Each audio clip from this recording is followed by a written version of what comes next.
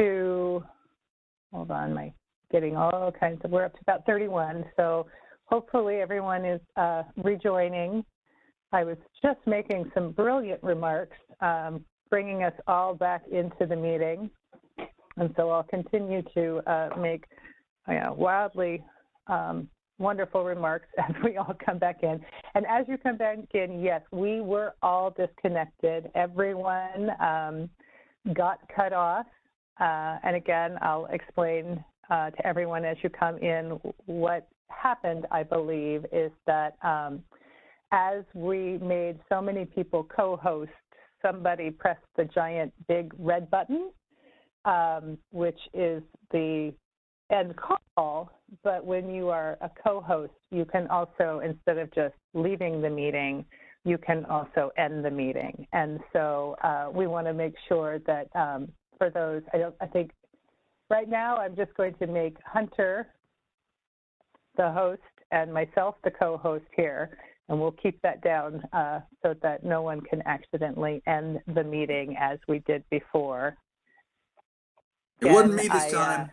I didn't do it this time. Like I said, I was making brilliant comments, so I wouldn't have ended myself. I see about 39 people now participating. We had about 70 or so when we went to break. So hopefully everyone is getting back in. I see Jason made it back in.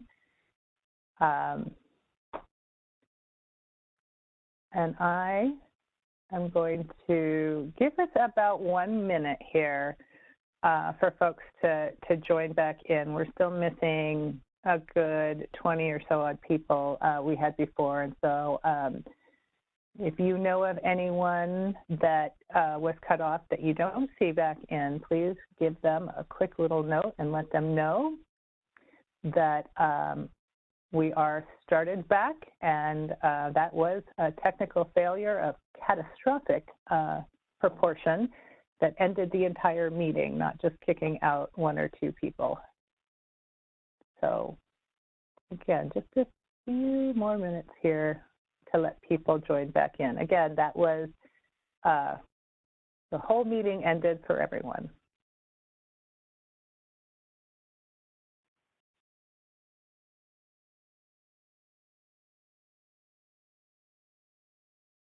Do we want to put the break slide back up and give everybody a couple more minutes as we're waiting for people to come back in?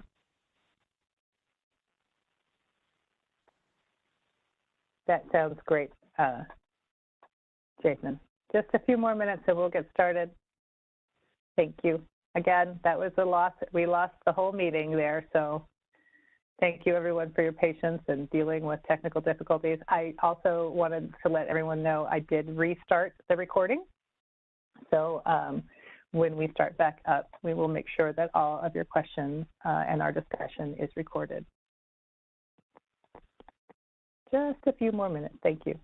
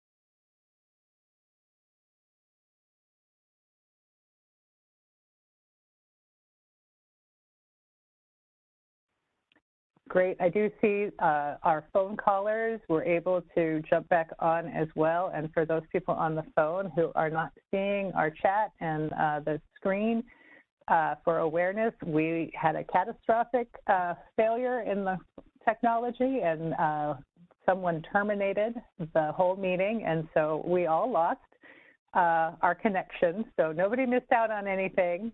I'm so happy that you were able to join us back again so immediately, and we're just giving just a second here for folks to come back in.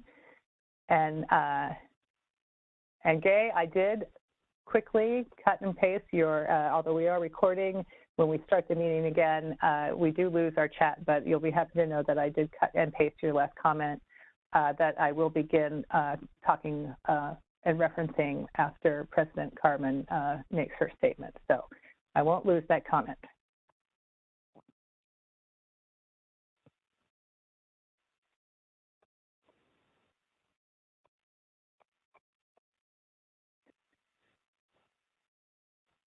Well, I'll just start. What I was going to say when we lost everything is that as we begin opening up the floor to questions for people to unmute themselves, just a couple of hints. We took away the ability for everybody but Hunter and myself to end the meeting, so that should not happen again. Hunter and I are not going anywhere near the red button until 2 o'clock. Because we do have until 2 o'clock on our meeting agenda, and we want to make sure that we're using it wisely. For everyone's audio ease, so to speak, when you're not talking, please make sure that you're on mute. Again, as you entered the meeting, you were muted, but we did not lock the mute. You have the ability to mute and unmute. For those on the phone, you may need to *6 in order to unmute if your phone, just your mute phone button does not seem to work on your phone. So again, for those on the phone, it will be a *6 to unmute. Everyone else should be able to just mute and unmute themselves on their screen, either right next to their name or at the bottom of the screen. When you'd like to say something, please introduce yourself. Give us your name, and if you'd like to, your affiliation or any organization that you are a member of or representing, and then we will call on you. The other thing Hunter had mentioned is that you can use the raise hand for those of you using the internet.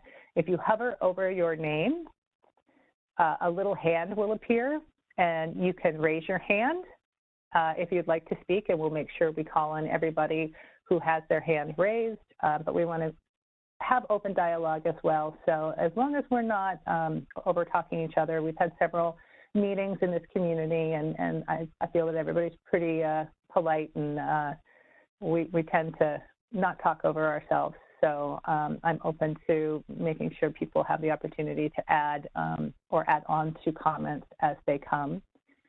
And so with that, I see President Carmen is back on the line. And so as we begin continuing the question and answer time period, President Carmen, I'd like to give the floor to you for just opening up this next part of the meeting with the question that you had referenced earlier. Over. Thank you, Ms. Campbell. I appreciate this very informative meeting. I want to start off, and for those that just joined or perhaps joined midstream, I'm Gloria Ann Carmen. I'm the president of Nome Community. First of all, I would like to share that a tribal council member asked me to pose a question to whomever this would be appropriate to. Kevin Banky, would like to know regarding the erosion at Fort Davis. He suggests that it needs to be handled before the expansion begins. The longer port may cause more erosion in the area, vastly affecting subsistence cabins and homes. He suggests that 1 to 2 million from the 250 million allotted should go toward this. And that's from Kevin Banky, Nome Community Tribal Council member. Thank you, President Carmen, and thank you to Kevin Banky as well for posing that question. And before I hand this over, starting with you, Jason, but I think you'll be able to points to exactly who needs to speak to this question. Perhaps we can go to one of those overviews so that we can all understand the reference points that were a part of the question. So Jason, if you want to start, and then you can lead us, point to whoever else. Okay. Do we have Nathan Epps or Merlin on? Yeah, Jason, this is Nathan here. I can probably share a screen because we don't have a slide that shows Fort Davis. I don't know if I have share controls. I'll give it a shot here. I think everyone does. So Okay. Sharing screen to. I think I understand the reference here. So you should be seeing Google Earth on the screen. That's what I've got up right now. So to the left is the Port of Nome, current condition. To the right, you see the Google Earth nomenclature for Fort Davis, which I believe is the estuary of Nome Creek, essentially. So current condition, there's sediment entrained on the west side of the causeway. There's a dominant sediment transport regime from the west to the east, so sediments moving along the shoreline in this direction. As we maintain the Port of Nome, some of this passes through the bridge in the causeway, and as we dredge out the harbor, it's placed on the beach so it can continue on its way towards Fort Davis. That practice will continue with the port expansion. So, moving the sediment through the port with the dredge operations is going to continue. That said, there will be some sediment intercepted by the causeway that doesn't make it through the breach. We're going to be extending this causeway out to deeper water, so there's just more potential to build up material. So it's an understandable concern. I'm going to let Jason address the programmatic aspects of this as to how funding can be applied to that. Over. Yeah, as far as funding goes, I'll have to take a deeper look into that because we kind of get our requirements for some of the legislative stuff that comes down, the authorities, the WERDA acts, and that pertains specifically to the ports and the harbors. So as far as programming something that would go out to Fort Davis, I'm not sure how that would work. I'll have to sideline that one and look if there's something we can do on that.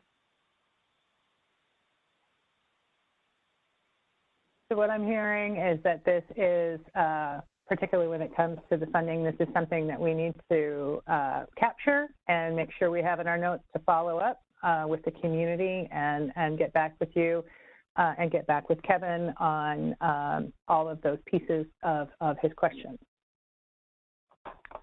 Unless there's anyone else that would like to add something at this time.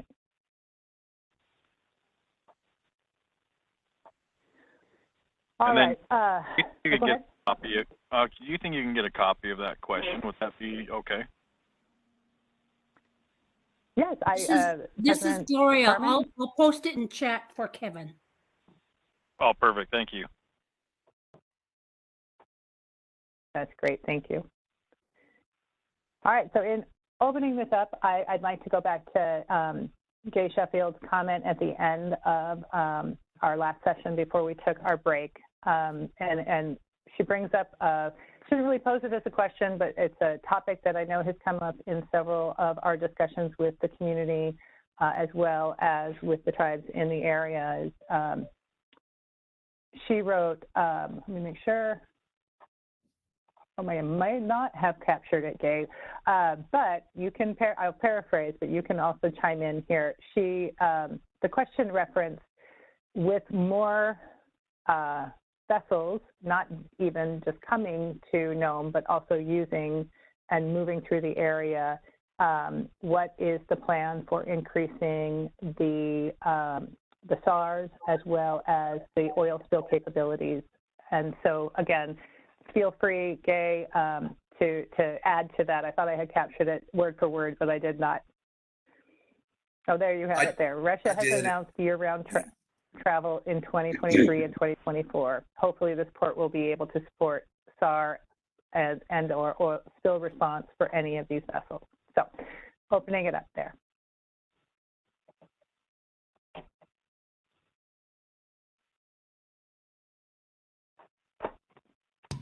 Okay, I figured I should probably jump in here. This is Joy. The intent is, yes, to be able to accommodate SAR and OSR responses with the onshore storage capability for the assets they need to respond to anything offshore in the region. We have had a few excuse me, I'm going to mute for a minute and cough. Okay, that's better. We have had several conversations with the Coast Guard and a couple of the OSROs, which are the oil spill response agencies in Western Alaska, to try to attract and make arrangements for specific vessels and shoreside assets to be a part of the expansion. To expand on that, there are some, we've got some MOUs with locals for oil spill response, and a couple of those folks out of Anchorage also have assets in Nome on shore. We're missing the vessel component piece, but sometimes we've also got vessels of opportunity that will respond, and we've got some of those in our smaller fishing vessels, and there are larger vessels that work the region that can also be vessels of opportunity. So I see that whole aspect that we are doing now, just expanding with the construction and the capacity for those response assets to be closer to the region rather than responding from Dutch or Anchorage. So the answer to your question, Gay, is yes.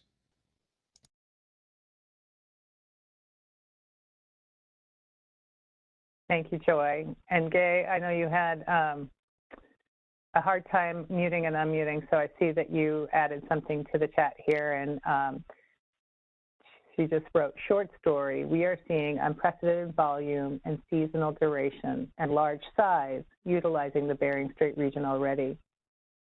Those vessels may have to pull in or have problems that will need to be addressed by the Coast Guard and or other responders, at least seasonally. Thank you.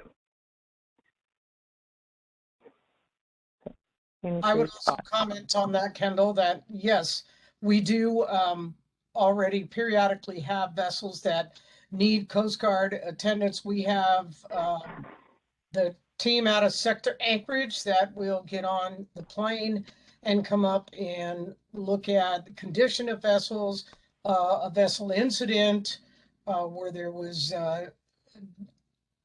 damage to the vessel or an injury. And then we've also had vessels arrested in Nome. So even though they're in Anchorage, they do jump on the jet and come in to respond. But we are absolutely pushing for those assets to be in Nome seasonally.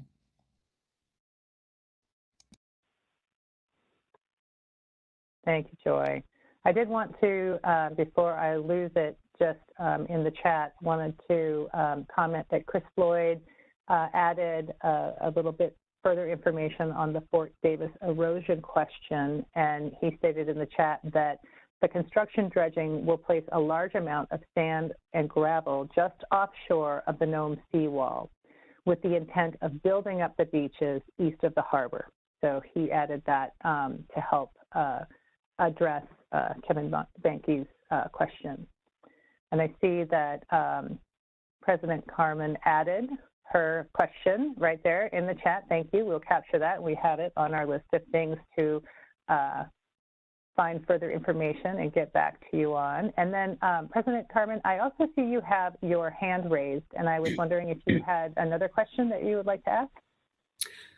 Thank you, Ms. Campbell. I wanted to share Kevin Banke's concern, but I also wanted to speak on behalf of Nome Eskimo community, not a question or answer, but just listening to the conversation during this this WebEx, Nome Eskimo community embraces future development. It's our hope that you folks will take into consideration the maintain the integrity of the Eskimo cemetery that is on the West Beach and the Eskimo cemetery that may or may not be affected at Cape Nome. I also wanted to mention that there'll be an increase in marine traffic. Are there plans for the appropriate military entity to be present, such as the U.S. Coast Guard during this port building? Also, I hope the leaders of this port building takes into consideration the subsistence users and access for subsistence hunting like they were before on this shorter port. Also, in the past, we discussed artifacts and ownership. Ms. Campbell has taken part in these meetings. We discussed it at length, but that is an important issue for Nome Eskimo community, and that would be the artifacts found during building of the port. Someone on the WebEx mentioned housing. With housing, there comes concerns for sanitation, for health and well-being, for these possible man camps. Also, regarding employment, as much as we can, we'd like to promote local hire. It would be ideal if an expediter was in the employ of this construction for local expertise. And although we recognize equal opportunity, I think those folks involved on this port should be advised or perhaps recognize the local Native entities and the businesses that are owned by these Native community entities here in town, both in the private and commercial sector. Thank you. Thank you, President Carmen. And I think I can direct, I think I've got a good handle on the different questions and topics that you brought up and can correct or direct to certain folks. I do want to acknowledge we did invite Straits Native Corporation to the meeting, and unfortunately, I don't believe any could join us during the meeting because they are having a leadership week-long meeting. And so I will make sure, and I have already promised to provide them with the recording of this meeting as well. And that reflects upon the last question that you asked in making sure those involved are recognizing the Native companies and corporations that are in the area. But I do see, and I do know that we had Sitnasak representatives on the line, at least before we lost everything. I think there's a few names I see.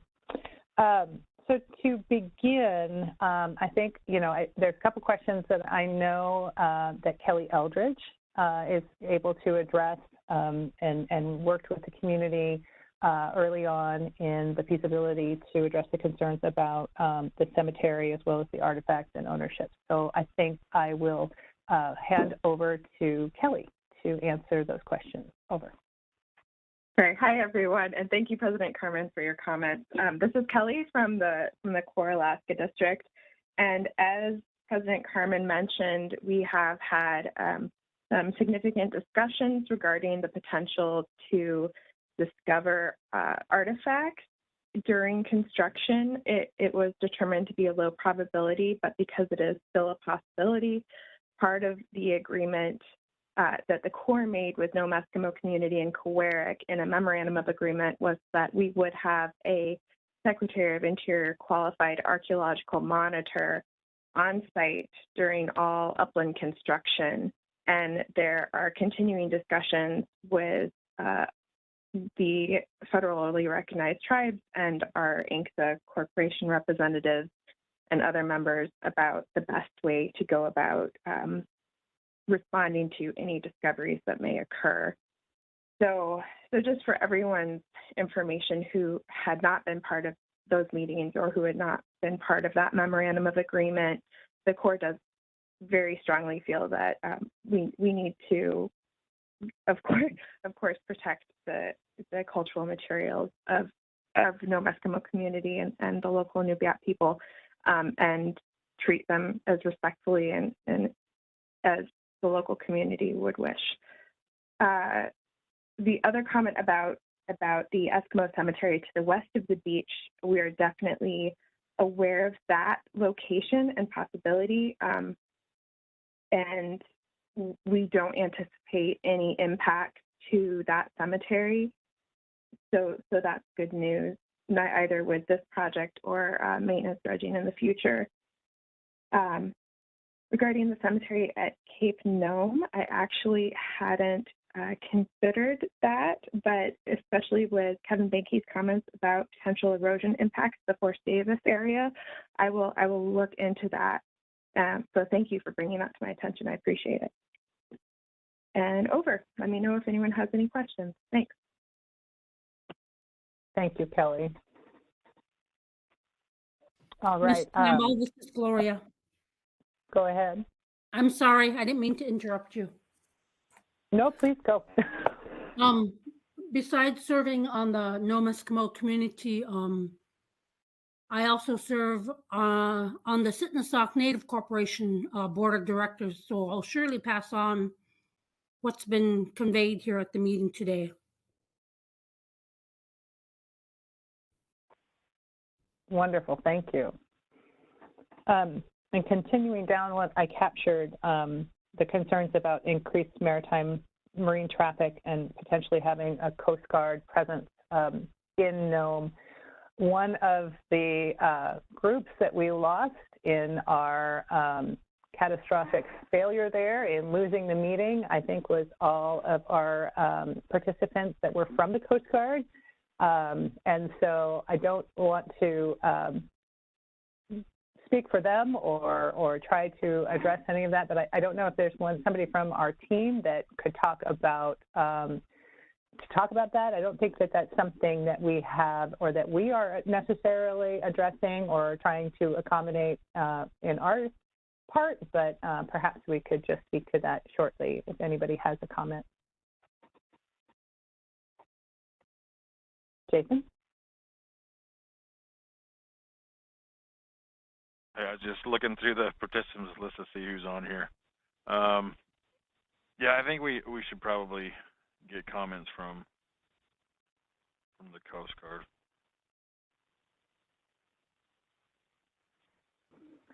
So that's another one that we can put a pin on. And President Carmen, I am very familiar with the tribal liaison for the Coast Guard here in Alaska. He is a wonderful individual, and I can also get you into contact with him for that discussion or further discussion. Again, not something that the Corps is necessarily bringing into our work, but can certainly point anyone who has that same question and you in the direction of somebody who might be able to answer that question. The other concern that I heard is making sure that we are continuing to address and look at subsistence users and access to subsistence hunting resources and hunting areas. And so, again, Jason, I think I will begin that question with you, and then we can point to other folks on the team that may be able to address that question. Over. Okay. Yep. Thank you. So this is another one of those topics that continually to be at the forefront of our minds as we're developing some of these plans and specs. Just like the housing, it's one of our talking points. It's one of the things that we are definitely looking at ways that we can accommodate. Obviously, when we expand a port like this, things change. Traffic patterns will be changing. Nathan, do you have more to add to this? Yeah, Jason, I can speak to this, and maybe even Steve would want to chime in on this because, when we originally studied the Port of Nome, it was really an entire port study, which included inner harbor facilities.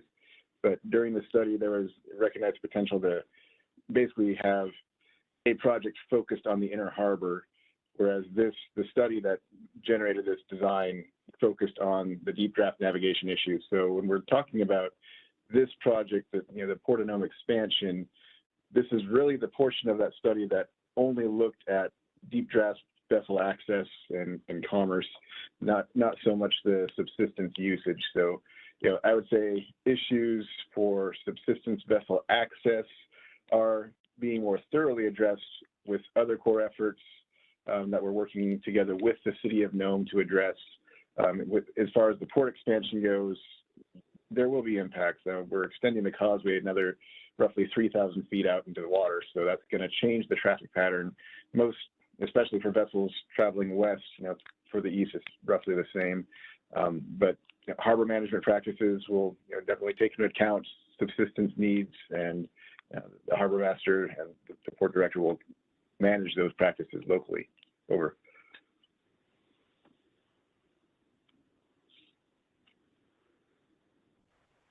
Joy, do you have anything to add to this?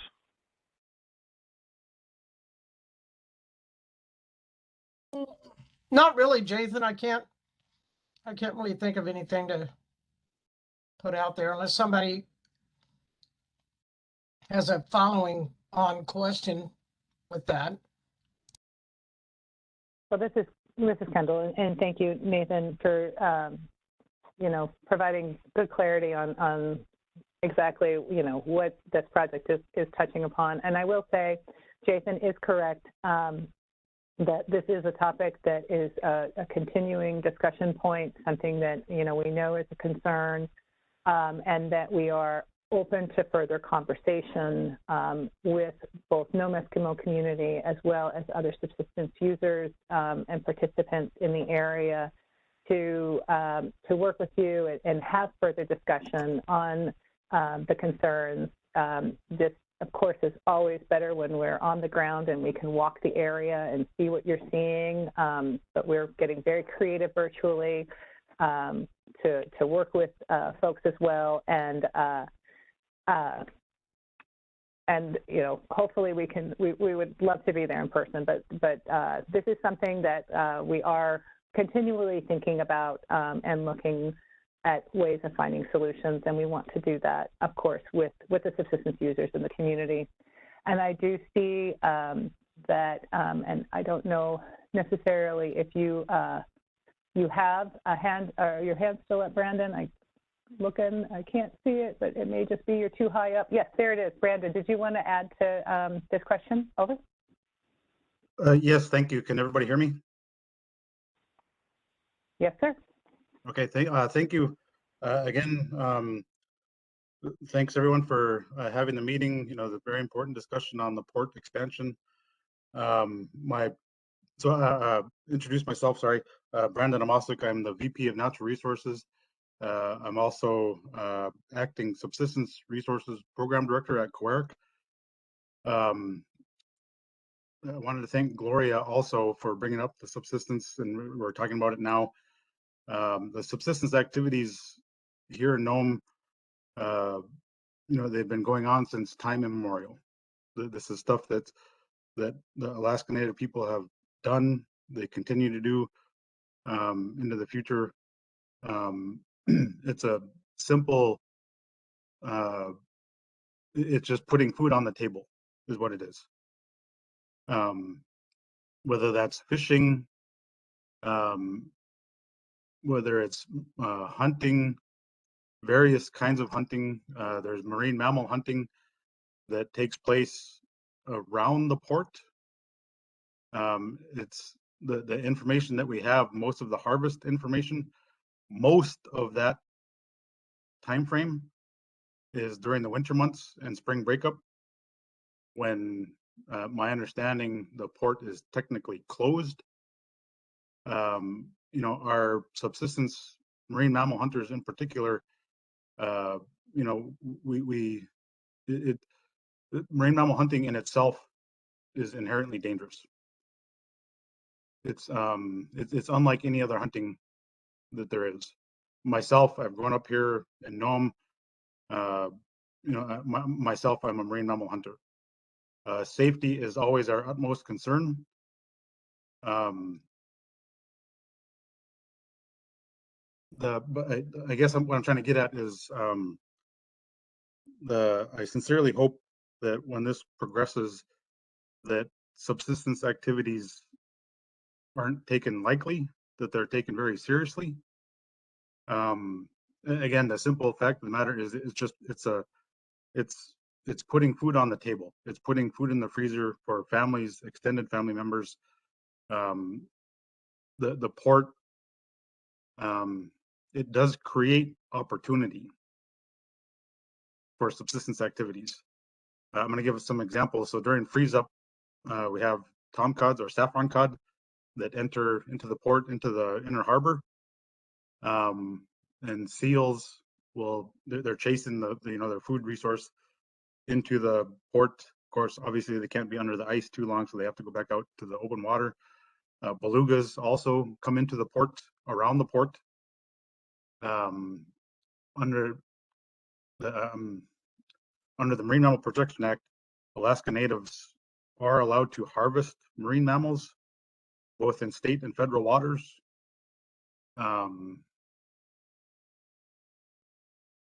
The port, it has created opportunity. I mean, again, and I can't stress that enough, that subsistence users, we do take safety with the utmost respect. We don't want to be hurting anybody. We don't want to cause problems. I sincerely hope that the Corps, the other agencies, Coast Guard, doesn't take subsistence lightly, that it takes it very seriously. There's other aspects of the, subsistence hunting. There's migratory bird harvest that happens. I am going to say this, in my opinion, subsistence hunters, as well with, they help keep the city of Nome safe. So I mean, there's bears, there's a bear hunt that's allowed. There's the migratory birds, and you can get a hold of the airport. They do have migratory birds that enter the airport area. Migratory bird hunters help harvest those to get, so there's not as many birds around the airport causing collisions with aircraft.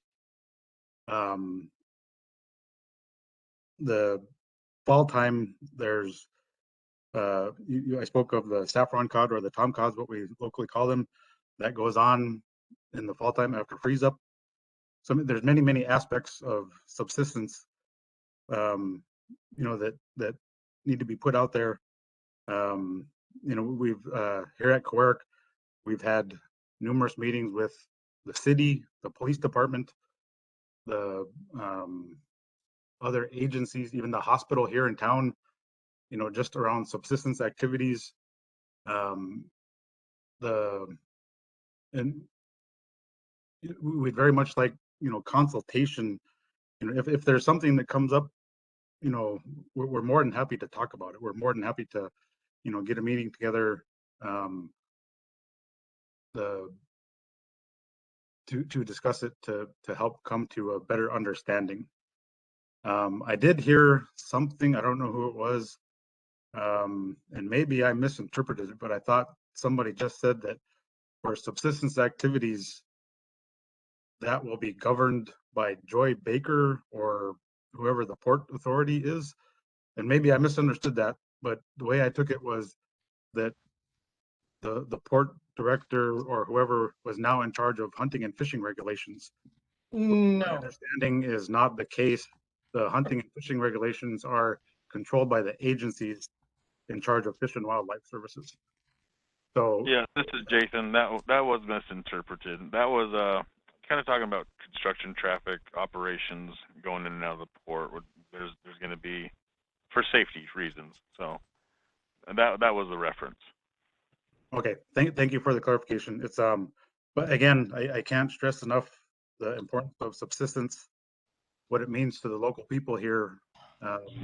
Again, Quirk, we have seal harvest information, walrus harvest information, migration routes, bird information. The local department, Alaska Department of Fish and Game, they have fish information, fish harvest information. You name it, the information is out there for subsistence resources that are harvested or and whatnot. So anyway, thank you for the opportunity. If there's any questions, I'd be glad to try to answer them. Thank you. Brandon, before you. For Sex Hour from the district. I'm listening to some of these concerns about subsistence, and I want to learn more about them as well. I know that I get to represent the project in front of our Corps of Engineers senior leaders quite a bit. Can you help set up a time with some of these key folks that we can learn some more about the subsistence activities and things that they might be looking for in terms of ways that we can make this port even more compatible for their needs? Yes, Bruce, hi, this is Kendall, and you just, I have it highlighted and starred, is to set up a time of discussion with subsistence users, and particularly, and Brandon, perhaps you can help us in identifying, because I know that they, subsistence users, there's not a group. I don't think there's a subsistence users group like the whaling captains, but we do talk, and we do meet with the whaling captains often to understand and get, as Bruce said, a better understanding so that we can begin to take into consideration. So perhaps, Brandon, I can contact you separately so that we can set up a time with the subsistence users to gain some better information, as well as make sure that we have all of those references that you mentioned on the harvest information. So thank you so much. And I'm very pleased that, in the recording that we've captured the information that you shared today, very valuable information. Thank you so much for taking the time to share that. Did anybody have any follow-up or any other further comment on the subsistence use and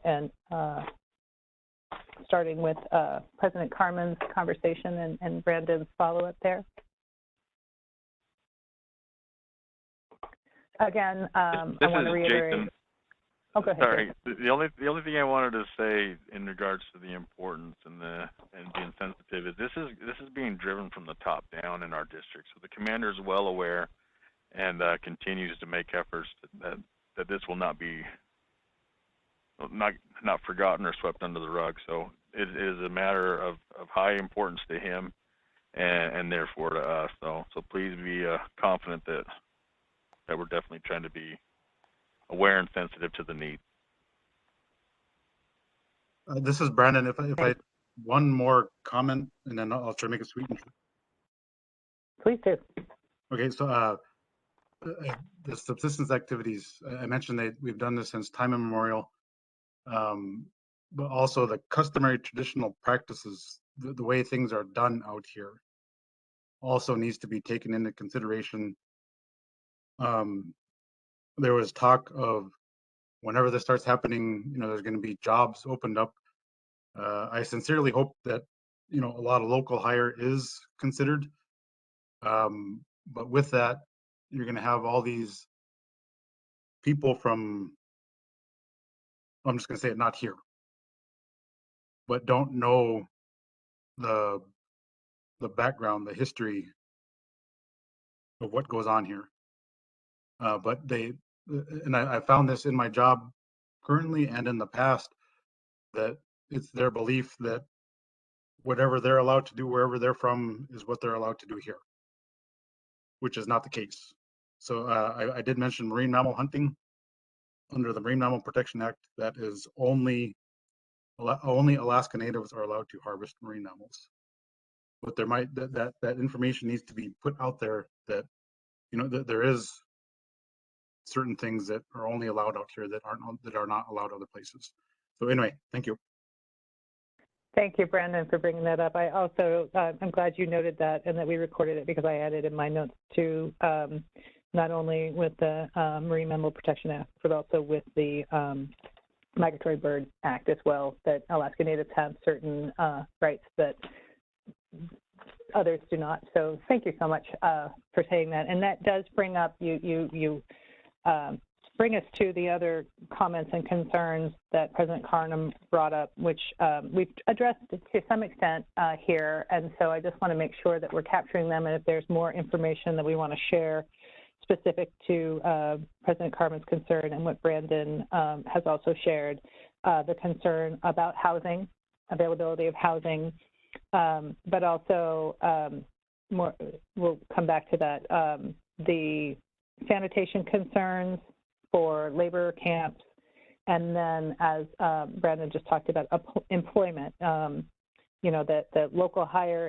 is preferred, but those we also need to recognize that when, you know, it's not going to be all local hire, and so when outsiders come, what are some of the precautions or some things that are being thought about in addressing the increase in outside groups into the community? So with that, that's kind of a three-prong: employment, local hire, outsiders coming in, sanitation concerns for labor camps, and housing.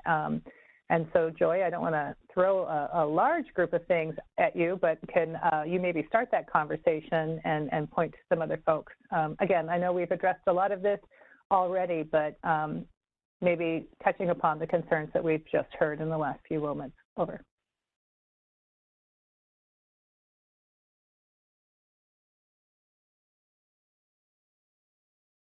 Thanks, Kendall.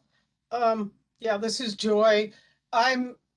You know, it's always been the city's intent to make sure that, you know, we don't encroach or interfere with any of the, well, let me rephrase that. It's always been the port's intention. I believe it's the city's as well, but I don't want to speak for the city.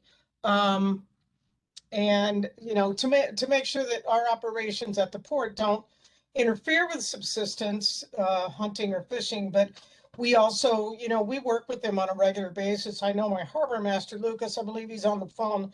He works with Brandon and some of the other, I believe he's talked to Austin, and, you know, we try to, it's a give and take. We try to stay out of their way, and they've been accommodating our vessel traffic. As Brandon indicated, the early, you know, the marine mammal is typically early in the spring when there's still ice and the water is starting to open. You know, we don't have any vessel traffic at that point. Yes, the port is closed in the wintertime, but that is basically for operations and vessel traffic. That's not, you know, to any marine, you know, subsistence operations. I'm looking here at a couple of pictures where I guess it's Brandon, your dad, ice tomcotting in the harbor, ice fishing in the harbor. Yes, there are many people in Nome that enjoy subsistence fishing and hunting. I would say you know, one of the only times is if it becomes a conflict with an operation, then the guys on the ground would discuss it and work it out. And if it needed to be raised to the board and the commissions, then it would get further discussed at that level. But I believe that we already have a good working relationship with those folks that ice fish and hunt subsistence level in the winter or even the summer. We have a number of subsistence fishermen that work the coast. And I don't see that dynamic of being able to work together to change because of the expansion. The intent to continue that collaboration, it's never crossed my mind that would change. I don't know if there is anything that the mayor wants to add, or anyone else from the city team may want to add, or if there's a question specifically, Brandon, that I didn't address, but feel free, I'm happy to. This is Glenn Steckman. the city is trying to work with all the Alaska Native organizations and the tribal communities to make sure that everything is understood with how the port operations would happen and everything else that has been discussed in this call. We're trying to maintain transparency and open lines of communications. We don't see anything changing with how our small users will use the port. And Joy was very accurate in her comment. Over.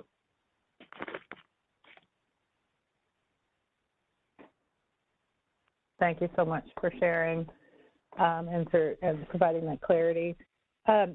Perhaps the only other concern that I heard that's slightly different than what we've already talked about, or building upon what we've already talked about, was, again, that concern for outside folks, people who are not local to Nome, coming in to the community at various times throughout this project.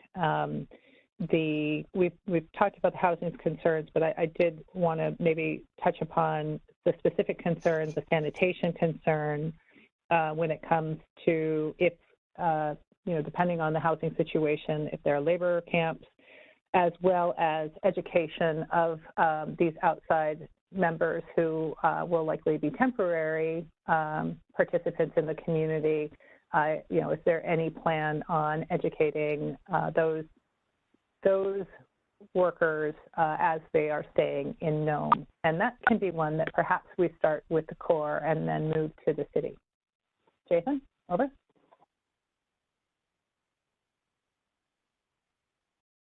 Yeah, Kittle, I think there is opportunities there to share kind of the local, I guess, expectations of a workforce coming in. As far as the sanitation goes, I mean, if we are to build a work camp, we would definitely be working with local authorities on what that looks like. There's nothing that we're going to do that would be, permanent or cause environmental hazards. That's just not what we can do there. But I think we would definitely be looking for local input. And then putting that as part of our requirements for any sort of camp that were to go out there regarding sanitation, regarding spills, et cetera.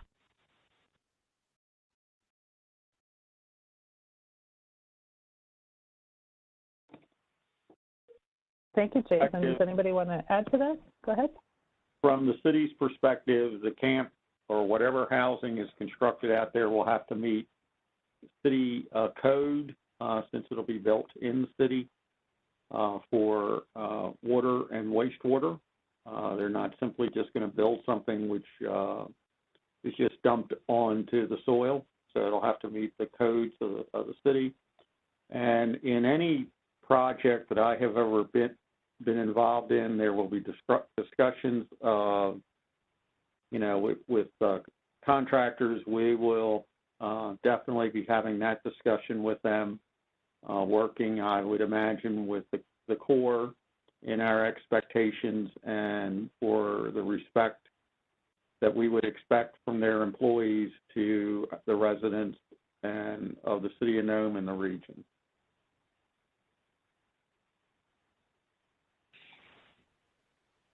Yeah, I agree. Over.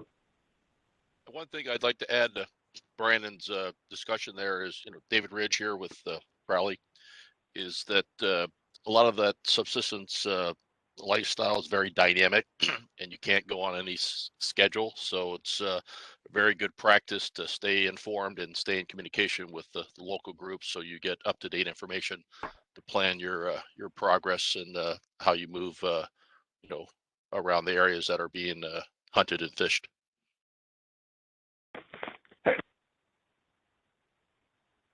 Thank you, David, for that insight, as well as Jason and the city for tackling those questions and concerns. President Carmen and Brandon, I think I've touched upon the predominant aspects of the questions and concerns that you brought up. But please feel free to jump in right now if I've missed something important or you want to ask a follow-up question. I am getting a couple questions in chat that I could go to next, but I want to make sure that we've fully discussed and had given opportunity to answer the concerns and questions that you both raised. Over. And Gloria, I still see your hand up. So I wanted to make sure that we didn't, I think it's just up from the last time, but I wanted to make sure.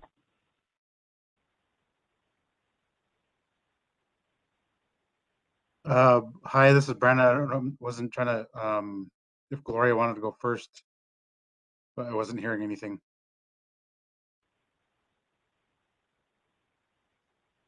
Can you hear me? Yep, we can. Go ahead. Okay. Another aspect of the subsistence activities, but in particular where it's Alaska Native only, there's also a lot of that stuff, and it's in regulation where we're allowed to do these, SOSID activities in a customary traditional manner. That doesn't mean somebody from the East Coast, what they interpret that at, that's what we've practiced out here for thousands and thousands of years. So there may be eye-opening experience for somebody that has just come here for the first time, but gets to maybe say witness what goes on, but then have conflict with it, but not under that understanding or their understanding of not knowing everything that goes on. So anyway, thank you.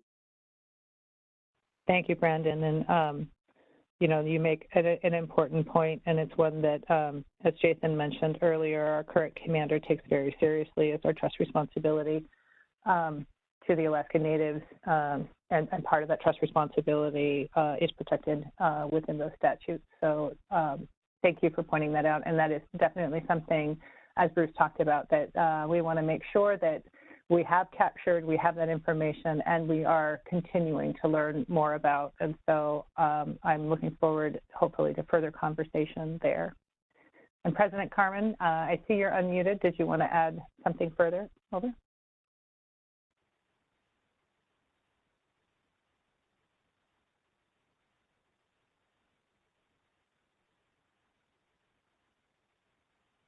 You may be double muted on your phone as well as on your computer, the dreaded double mute. This is Hunter.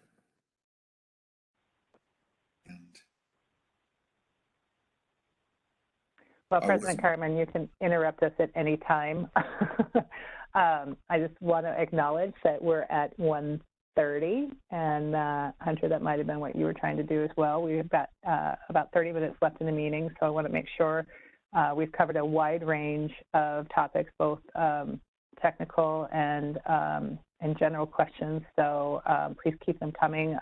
Do appreciate all of the interest and the participation here, even in the midst of meetings being ended abruptly on everyone. I do want to add, there's been a couple of questions coming through in the chat. And one of the questions that I received was, hasn't been clarified yet if this expansion is intended to be a precursor to building out a full Arctic port in this location at some point in time in the future. And I'm going to break this up. I'm going to allow the Corps to answer this, because I think the Corps is going to have their straight question. We work on what we are allowed to work on, but I'll let our experts of the team answer that. But then I'll hand it over to the city to answer it from their perspective as well. So Jason, over to you first. Okay, yeah, I would agree with you that we're allowed to work on what we're allowed to work on. Steve or Bruce, anything to add to that?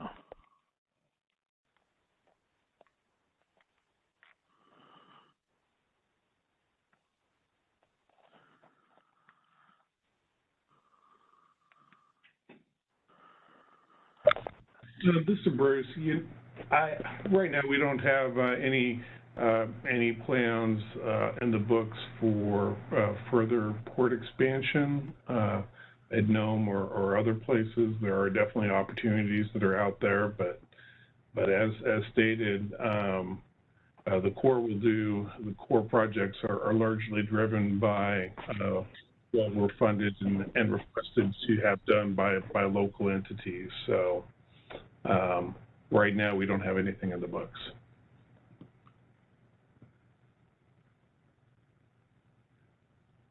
Thank you both, Jason and Bruce.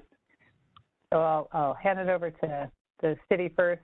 Of course, Joy, to your delight, I'm sure. I always start with you, and then you can lead to anyone else from the city who might want to answer that question.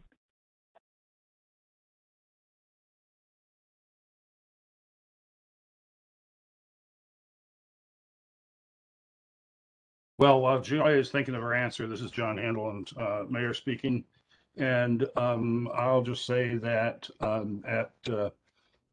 maybe there's somebody that is visionary, greater than some of us have been. I think that this expansion and extension, as is now on the books, is pretty much what had been envisioned way back in the 80s when the original port was constructed. We had expected the causeway at that point in time to go out another 3,500 feet or so, but it was simply a matter of money at that point in time. And so the plans were not carried through. Now, fast forward, we didn't lose sight of that need or that goal. And, this now is a project that's much more well thought out of, and we have the benefit of many years of operation. And as a result, there are other design features that are being included in this expansion at this point in time. And, I guess realistically, it was a long time coming and, big hard fights for dollars to get this far. And I pretty much see this as a once in a lifetime project, certainly in my lifetime. And maybe in 50 years, things will have changed again and something more is needed. But the city does not have anything on the horizon or have had any discussions whatsoever on an extension to the extension. Thank you, Mayor Hanlon, for the honest and clear response. We appreciate that. And I don't know, Joy, if you wanted to add anything, if you can unmute now, or I can move forward. No, I think the mayor handled it. Thank you. Wonderful, thank you. And the Mayor, you do have your hand raised still, so I don't know if you wanted to add anything further.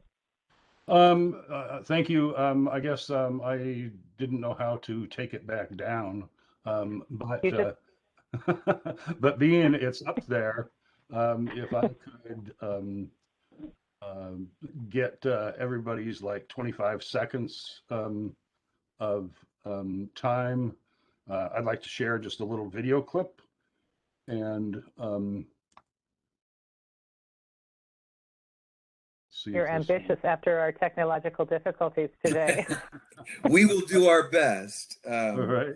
All you have to do, sir, is click share at the bottom center, and then I believe share your screen. My only concern is if there's audio associated with it, we'd might have to be challenged by the audio, but I see. Right. Okay. Well, it looks like I'm not figuring out how to get that. Oh, I just saw it, or I saw somebody in boots. Okay, that's what I was trying to play, if it would play. Oh, yeah, it's going. There it is. And for those people on the phone, it's a visual of some ice fishing. Looks like occurring right out in front in the port area there. And Mayor, you can probably narrate this better than I can. Lots of fish. Yeah, that video clip I actually found I took in November of 2011. And that's actually Harold Amosic Sr., a good friend of mine, out there ice fishing in the Snake River in the area where boats launch. And I think that the city certainly is well aware of the concerns and wants to, I guess tribal members are our members very much, and we, I think, figure out how to live and work together in the community, have in the past, and we can always do a better job. And I see that the city will continue to work on the allowance of and the support of subsistence activities in the community, regardless of the port development or not. Thank you, Mayor Hanlon.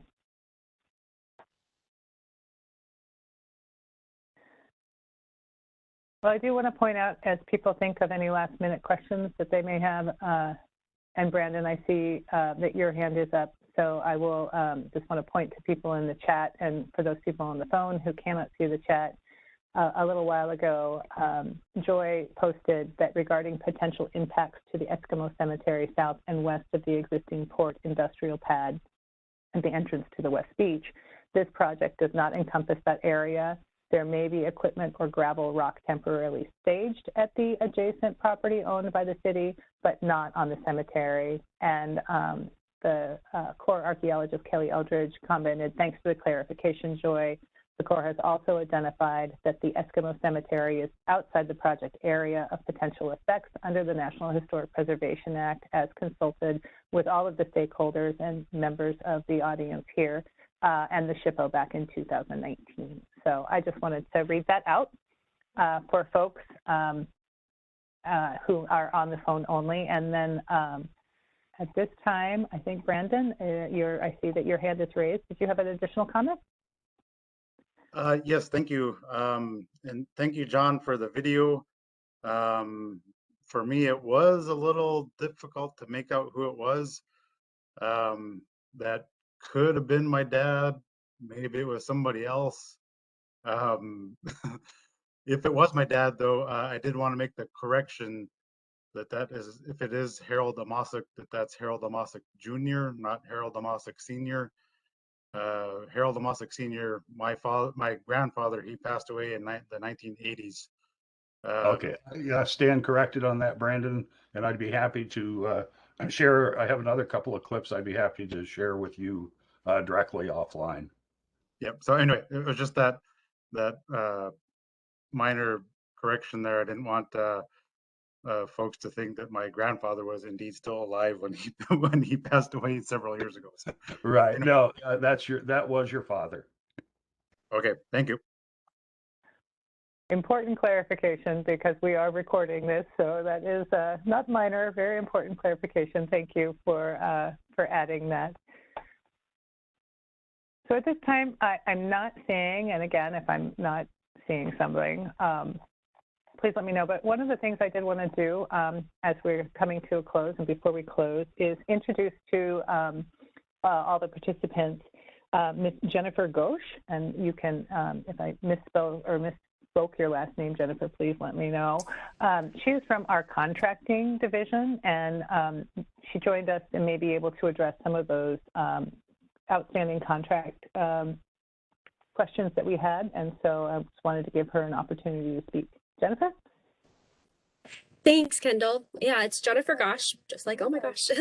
But I did notice there was a couple questions before I logged in earlier, and so I just wanted to take a minute to address that. There was a question about where to find the solicitation.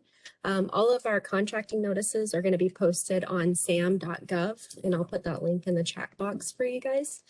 The other things that you're going to find on sam.gov, we are still doing the acquisition planning of this for this project, and so you'll see things like a sources sought notice that will be posted on there. Another question was about labor unions. We're going to be doing a special notice to determine whether the use of a project labor agreement will be beneficial for this project. So those types of things will be posted on sam.gov. Just keep an eye on it. If you have a business, or if you're working for a local business and you're interested in these things, make sure that you're registered for that website, and you'll be able to see all of our notices on there. I also put a solicitation link on there. We have a new solicitation module. It's piee.eb.mil, and that will take you to the solicitation program. So whenever it comes time for us to post this, we'll have a notice on sam.gov, and that will direct you to go onto this other website to download all the documents for it, okay? But yeah, if you have any questions about contracting, I'll be happy to do the best I can here, okay? Thank you. Thank you, Jennifer. Gosh, I will not make that mistake again. Does anybody have any follow-up questions for Jennifer? I see, Brandon, you still have your hand up? Nope, sorry about that. I'll take it down, sorry. It's like the double mute. There's always the, I forget to take my hand down as well. Mayor Hanlon, I see your hand up. Thank you. Sorry, I was trying to take my hand down, so. We'll get this in the last 20 minutes or so. Well, at this time, like I said, I don't see hands up. So if there is someone who would like to pose a question or follow up with Jennifer, please feel free. If not, I'm going to hand the reins back over to Hunter and let him work on all of the parts of closing out our meeting and making sure we have addressed, at least in these 4 hours we've shared together, the immediate concerns and have provided good information. So Hunter, unless somebody wants to jump in, we'll hand it over to you. No, thank you, Kendall. And I just want to say sincerely thank you all for your patience and persistence and managing to suffer through the virtual meeting glitches. It is certainly not without lessons learned. I once again, my role was really to try to make the space as engaging as we could make it and open up the floor as much as possible. And if there are things that we didn't do, you can blame it on me. And please give me some feedback, or at least give Jathan feedback that he can give to me anonymously and say that I didn't get it right, and I'd like to get it right. So, Hunter, we do have one more question in chat that just came through. Awesome. Great. Charles Elena asked, there are multiple property owners near the harbor.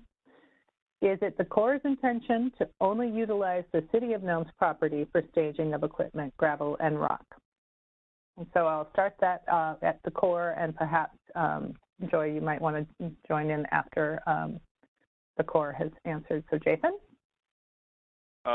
Thanks. Yeah, so the intention would be to utilize the city's property.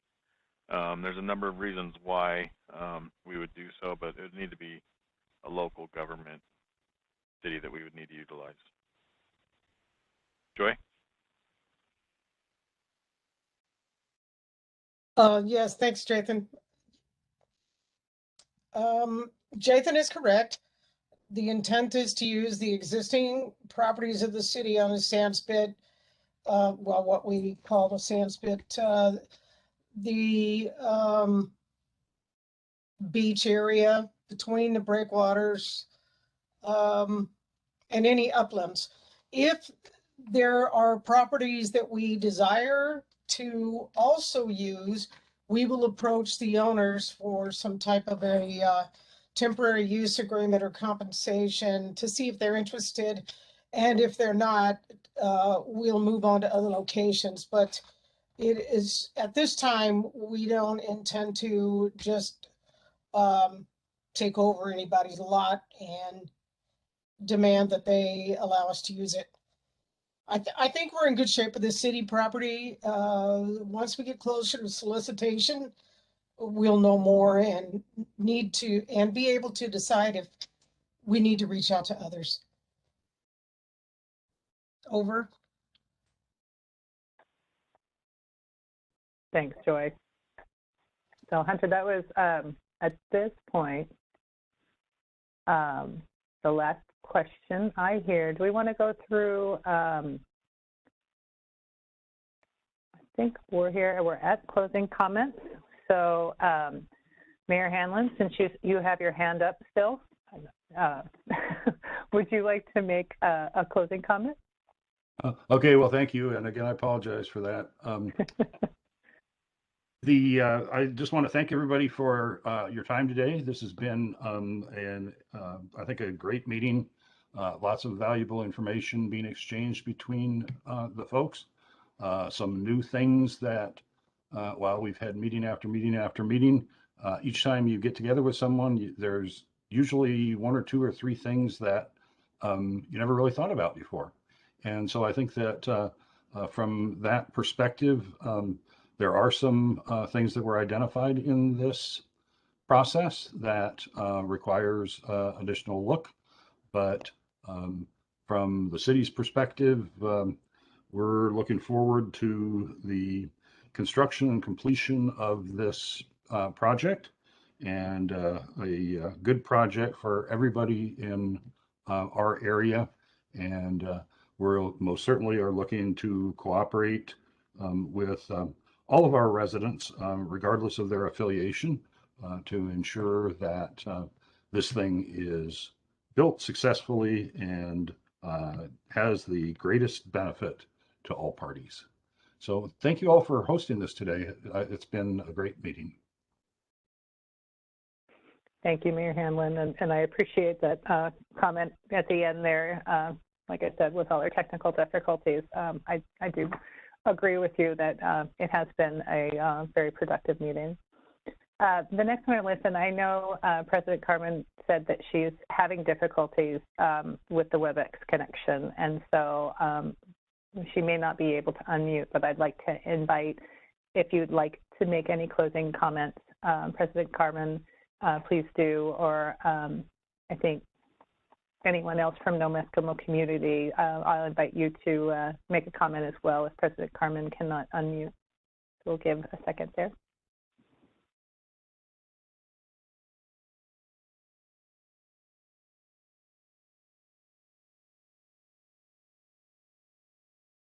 I think, President Carmen, you might be double muted.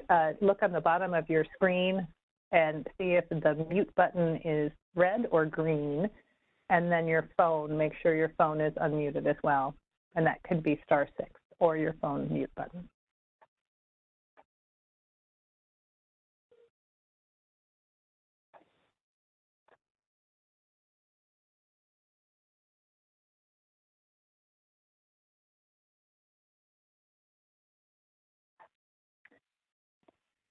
All right. I see Shane, you're on the line. While we wait for President Carmen, would you like to make any last statements?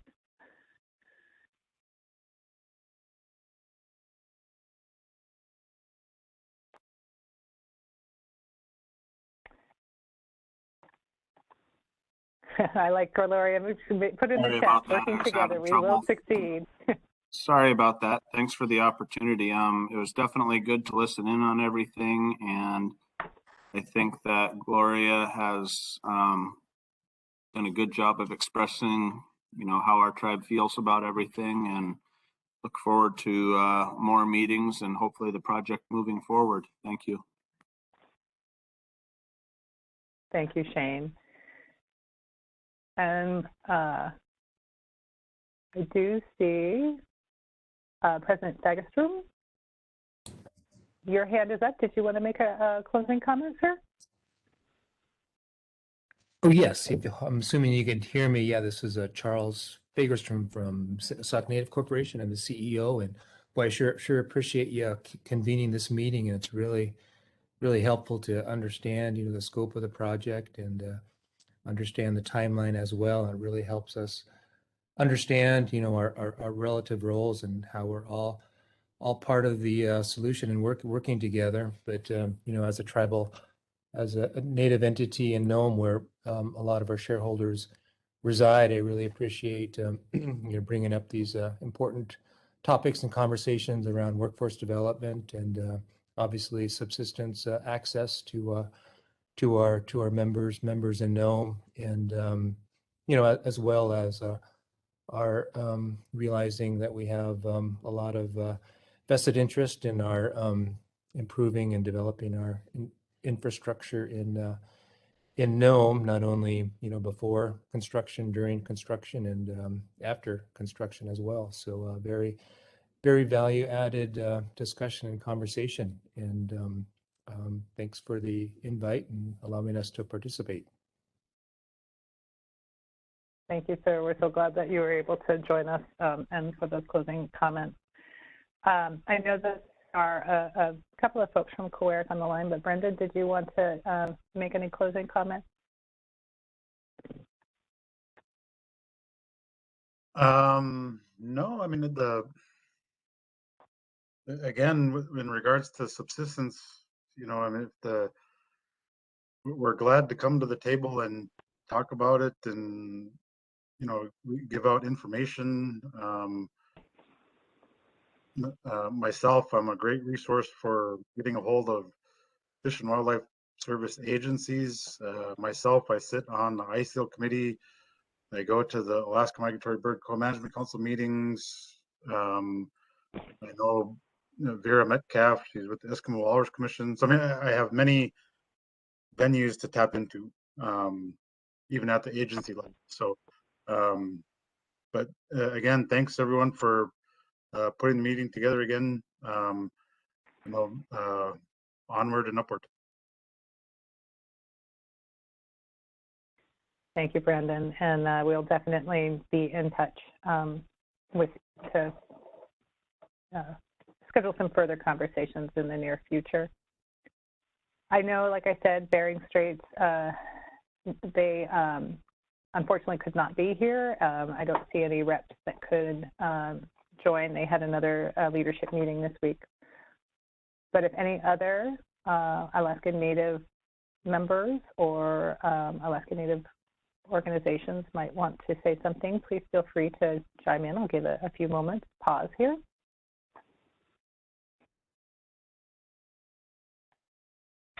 All right, with that, I see my name as the last, or as making closing comments, and I'll just add that, my sincere appreciation for everyone's time, their time, their patience in working through our virtual technologies, and just the openness in sharing is so greatly appreciated. I will echo Mayor Hanlon's comments that these meetings are important because we do every time learn something new and gain a better understanding, not only of the issues and concerns, but also of each other. And as a tribal liaison, in my role as a tribal liaison, those are the things that I value most, is that relationship building.